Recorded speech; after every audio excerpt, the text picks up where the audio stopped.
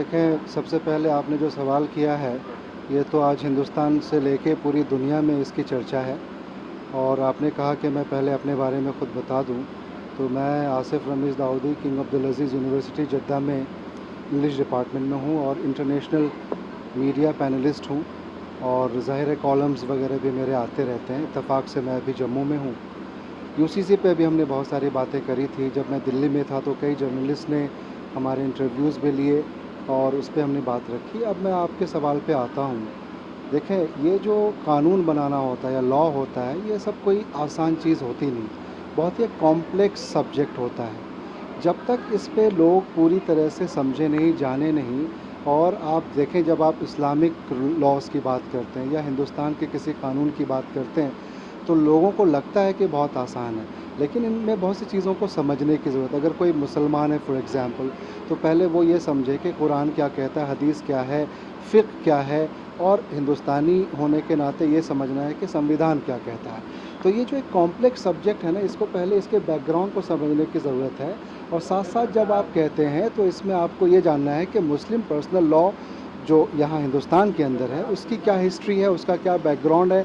अंग्रेज़ों के ज़माने में 1791 के आसपास से जब ये शुरुआत हुई, तो वो किन हालात में शुरुआत हुई, कैसे उसकी शक्लें बदली, क्या ये कुरान पे, क्या ये शरिया पे, या किसी ऐसे बुक पे बेस्ड है, या इसका सोर्स क्या है। इन तमाम चीज़ों को जब आप समझेंगे, तब आपको समझ में आएगा कि जो हिंदुस्तान के अंदर जो इतना बड़ा मुल्क है, इस मुल्क में इन कानूनों को लेके शुरुआत में इतना ज़्यादा कोई रिएक्शन देने की या बहुत ज़्यादा परेशान होने की मेरे हिसाब से ज़रूरत नहीं है।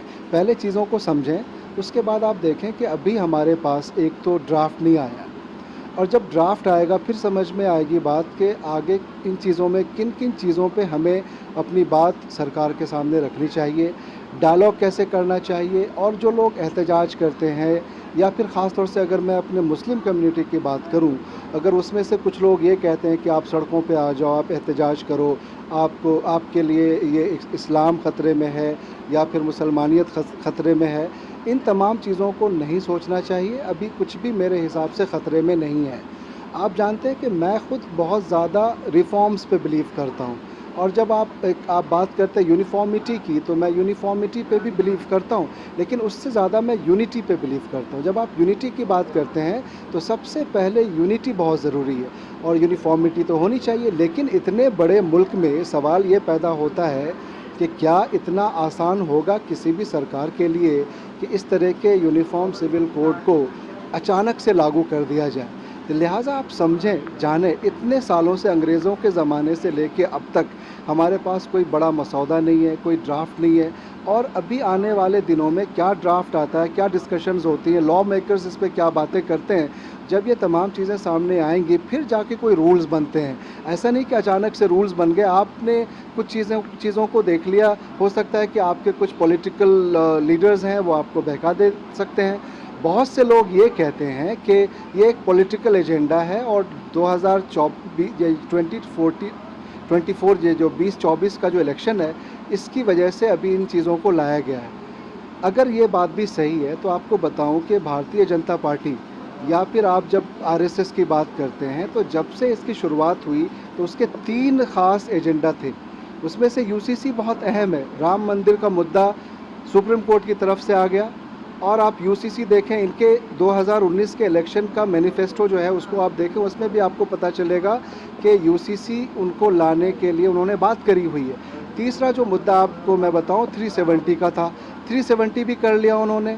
राम मंदिर का मुद्दा आ गया, वो भी मंदिर भी बन रहा है वहाँ पे, कोर्ट की परमिशन से बन रहा है। और अब बात बचती है यूसीसी के। बीच में ट्रिपल तलाक का भी एक इशू आया था। अब ये जो अपनी सरकार का जो एजेंडा इनका है, उसके हिसाब से ये इनकी पूरी कोशिश होगी।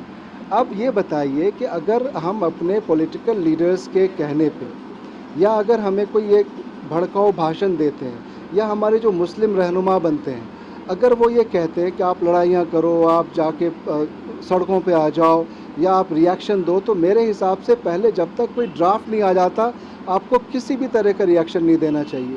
और दूसरी चीज़ ये है कि अगर आप रिएक्शन देंगे भी, तो नंबर्स उनके पास हैं। ये तमाम चीज़ें हो गई, 370 हो गया, आपने देखा ट्रिपल तलाक पे किस तरीके से हो गया। आप राम मंदिर की मैंने बात करी, वो हो गया, आप 370 भी अगर हो जाएगा तो आप क्या बिगाड़ लोगे? कुछ भी सड़कों पे आके आप कुछ नहीं कर सकते। आप इसमें अक्लमंदी यही है, प्रूडेंस यही है कि आप ड्राफ्ट के आने का वेट करो। Subscribe to our YouTube channel News DNN by clicking the bell icon. Don't forget to like, comment and share.